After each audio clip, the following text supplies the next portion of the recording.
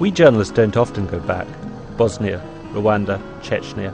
The story moves on, and so do we. But since 1997, I've wanted to revisit Shabunda, a small town in Central Africa that back then was facing horror.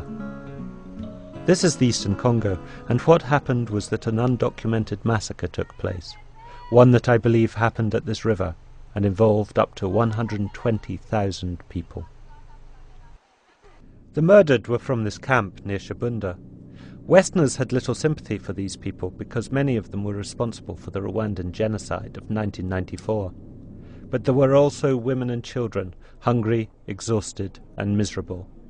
In February 1997, the Tutsi army surged forward. They intended to exact revenge for the genocide by wiping out the murderers, but they wanted to do so in secrecy. The camp emptied at their approach. The people fled towards the river Ulindi, a tributary of the Congo itself. According to a Western aid worker, 200 soldiers took part in the massacre. Many died on this bridge. Those living here said the killing went on for 3 days. Residents downstream described the river as thick with bodies. The aid worker travelled the road to Shabunda 2 months later and said the ditches for 20 kilometres were also full of corpses.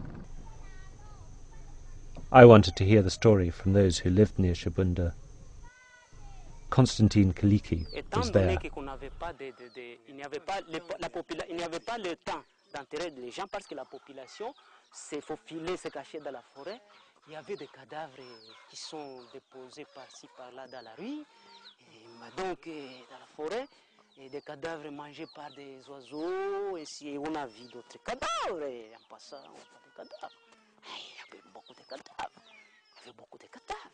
D'ailleurs, ces cadavres ont donné l'épidémie à certains bon nombre de la population qui sont aussi morts. L'épidémie parce que des cadavres déposés, il y avait vraiment beaucoup de cadavres. This is the forest where I visited the refugees. Mzungu Kimunzenzi lived beside the camp and watched it destroyed.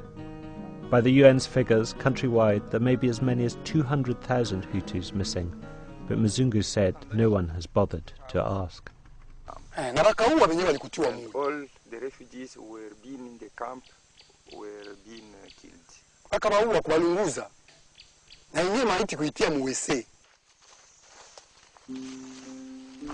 Mzungu led me through the forest to what he said was a mass grave.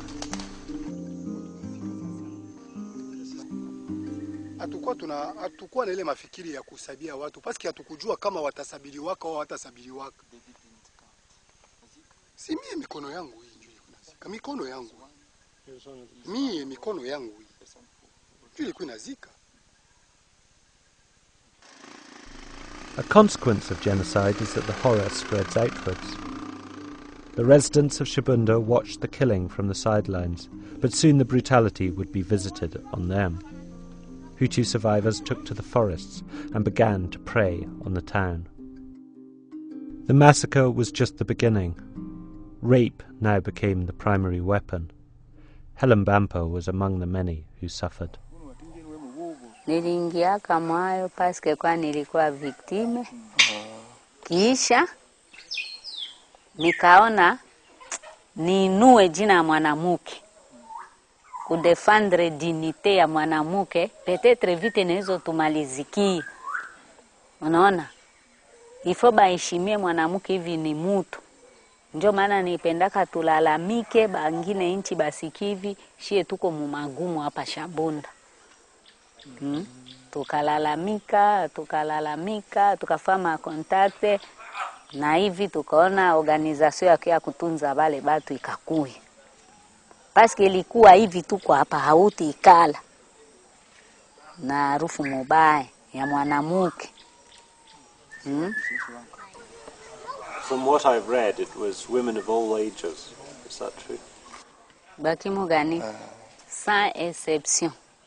Maana yake iwe mtoto age de 9 ans, iwe mwanamuke mwenye a 80 ans, iwe mwanamuke mwenye kunyonyesha, hakuna exception.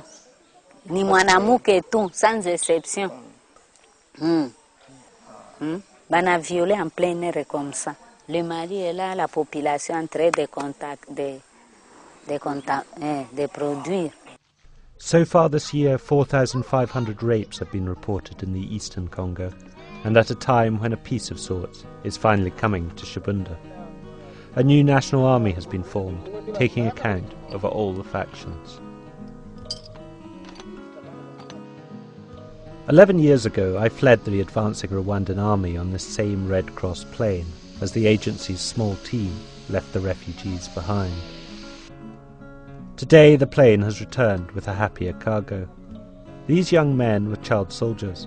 At 10 or 11 they were taken from their homes and forced to become fighters in the war that engulfs Shabunda. Now, aged 16 and 17, they are arriving home in the denim outfits the Red Cross have given them.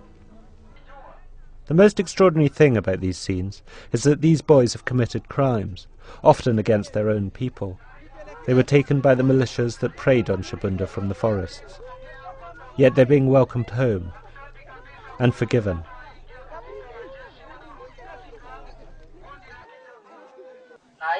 Tunapenda sana. Mungu atusaidie tusiwe na mawazo ya wasiwasi na kurudi tena arme. Na yale walikokutupangia tutaendelea kuitimiza kama vile kawaida. Asante. Mimi nafika nitaishi, nitasoma, nitafanya ingine mapasho yangu, kazi kuweza kusoma, mimi naanja buchuruzi au mimi nalima mashamba na mimi naishi. All this is the result of a genocide that is now 13 years gone. But in a town that has suffered so much, perhaps finally, perhaps briefly, there is a reason for hope.